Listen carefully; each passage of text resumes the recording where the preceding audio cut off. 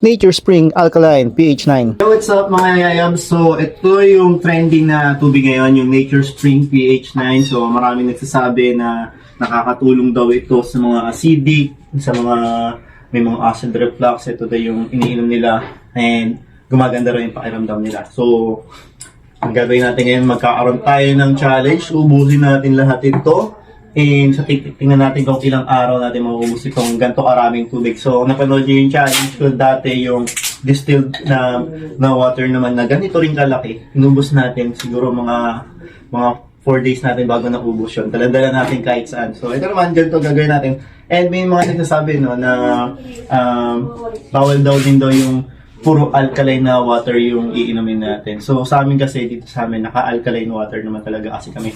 Dahil itong namin, dispenser namin na iniinuman lagi, alkaline din yan. So, gagawin lang natin. Siyempre, trending to. Actually, parehas lang yung tubig dito, tsaka dito.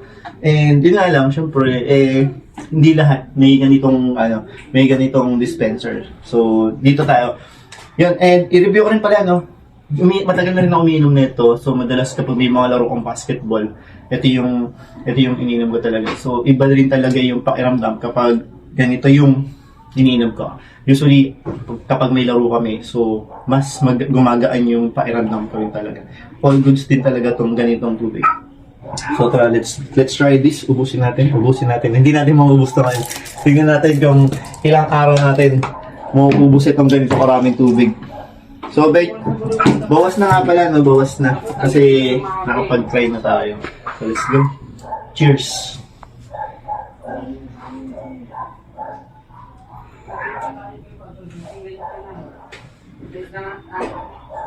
So, kung gusto nyo makabili na ganito, may link dito sa video na ito mismo. Pwede nyo i-click yan, dadalhin kayo sa shop. At i-check out nyo na agad. Pang back tayo.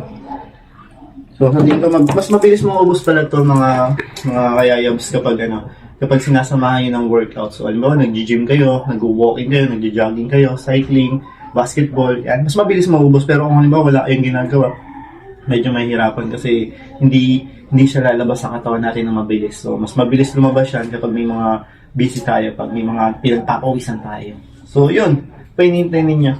Order na.